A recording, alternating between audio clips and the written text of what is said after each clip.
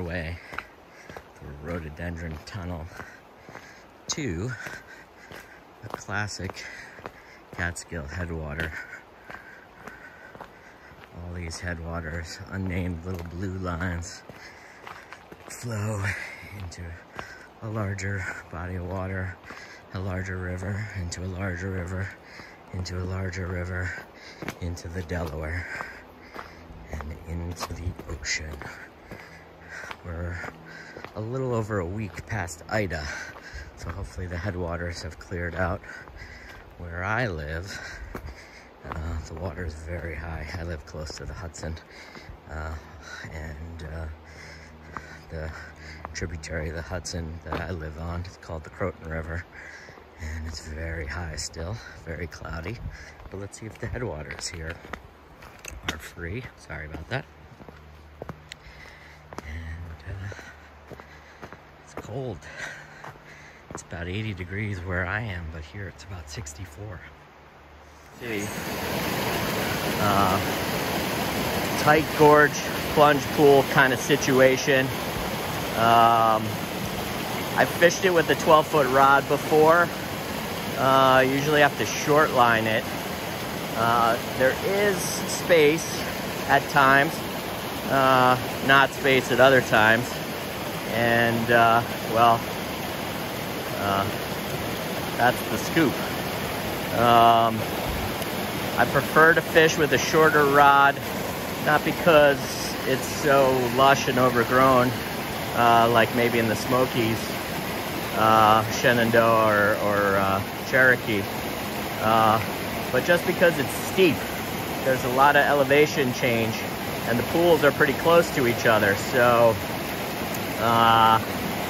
you know, you're not standing too far away. So you need a shorter rod because you're going to use a shorter length of line. You know, a 12-foot rod, sure, you can put just a little bit of line on it, but it's much better at least 12 feet of line. So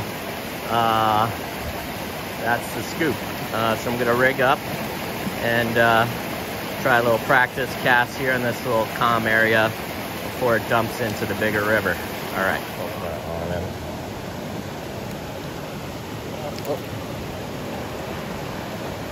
Barbless. And the little guy comes right out. I'm gonna release him.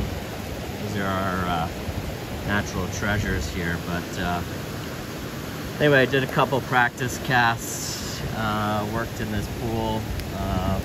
Casting on the rod is indeed very slow.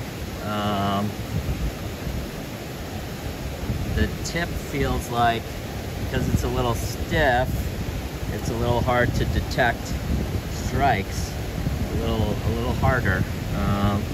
But the rod does bend and can't really hook set, so I lost one just before this, before that fish.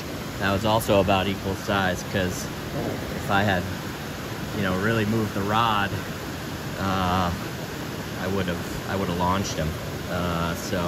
And I'm fishing just a simple wet fly here, redhead.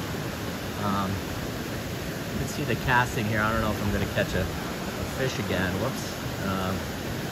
Get it out there. Casting's pretty slow. Let's see if behind that rock.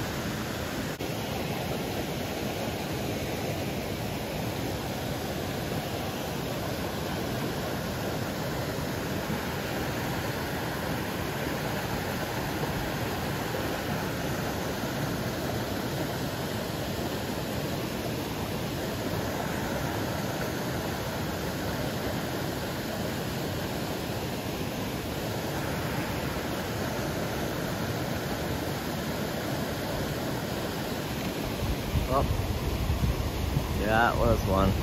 I missed it. The tree right above me, so just try and get it in there. Slingshot it in there. Bow and arrow, whatever. See if anyone's home. They're probably home, but not necessarily up for play.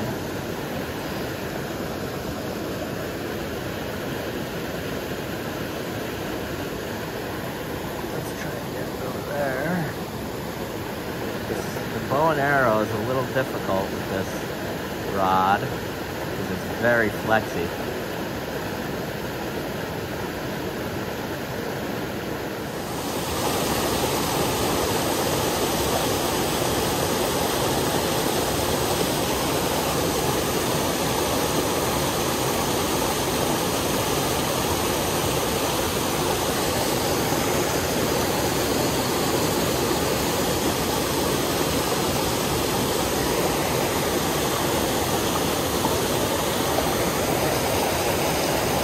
Okay.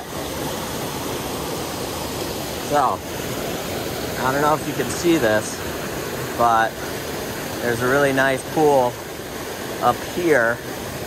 And how do we get to that? We got cover here. I could go around this tree on this side, but I'm gonna spook that pool. The other way is a little riskier, but I can walk through these shallows here and climb up this waterfall. That's what I'm gonna do. I'm gonna try and do it on camera. Pray for me that I don't lose the camera. All right. So I made it over to the waterfall, which is the easy part. All right. Now, I've climbed up here. I'm gonna try and stand over here. Whoa. And go over this tree. I have a little clearance this way. Let's see. First, it's gonna be a bow and arrow.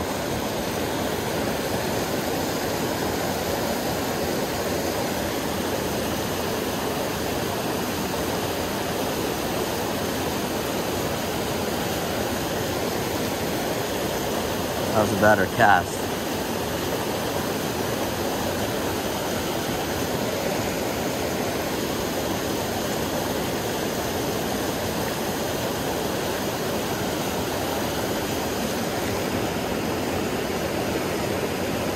Yeah, I reached that soft spot. Up. Oh! I didn't want him to sail. Hopefully you saw that on camera, but we got one. See, he felt the point, but let's see if there's another one.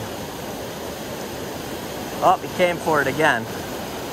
Or another small fish came for it. They're right at the tail out.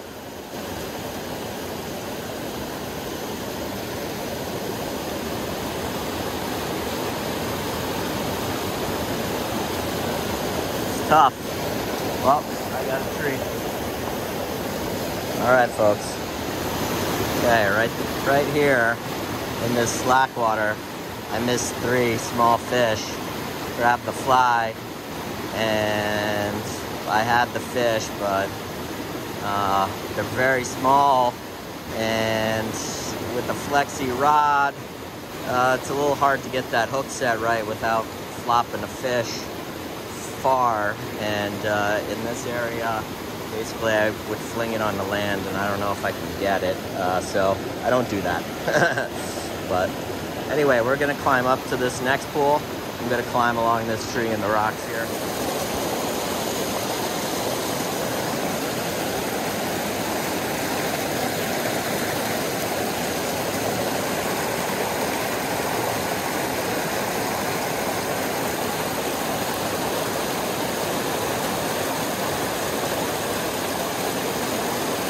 Got one. Okay. Now the question is, oh, wiggled off. Okay, but they're in there. You see the brookies. They're very small, so very hard to, all right, so I caught a brown right over there, invading the stream here, but they're wild. So, I mean, I'm gonna let it go. Part of me wants to kill it. but not my job. So, there we go. But I was right in this pool here. This whole area might be spooked.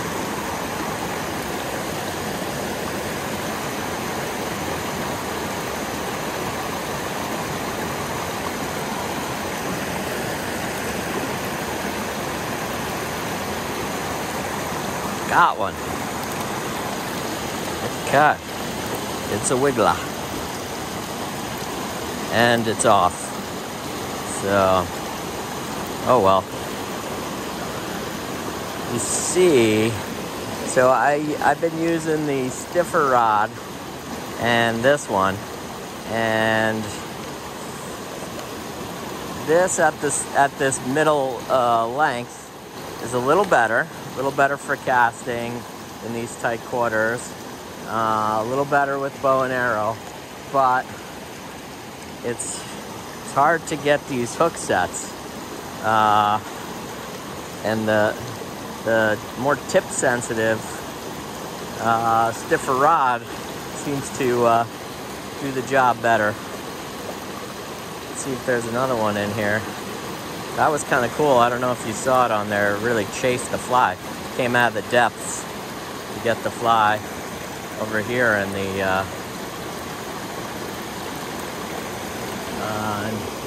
and then we get a treat. All right, guys. So here's a little rojo. That's Rob Leptric's fly. Don't see much of him anymore. Unfortunately, he's farming. Look at that. Beauty. There she goes. That was right there. You saw me catch a fish there. And then it wiggled off. And sure enough, I got my fly stuck in a tree. So I shut the camera off and rigged up, and then I cast in and I caught another one. So they're in there. Fun little spot. All right, well, after many flies in the trees, I finally got one. And of course it wasn't on camera, but there she is. Oh. Trapped in there. All right. Calm down. Your teeth are stuck on my neck.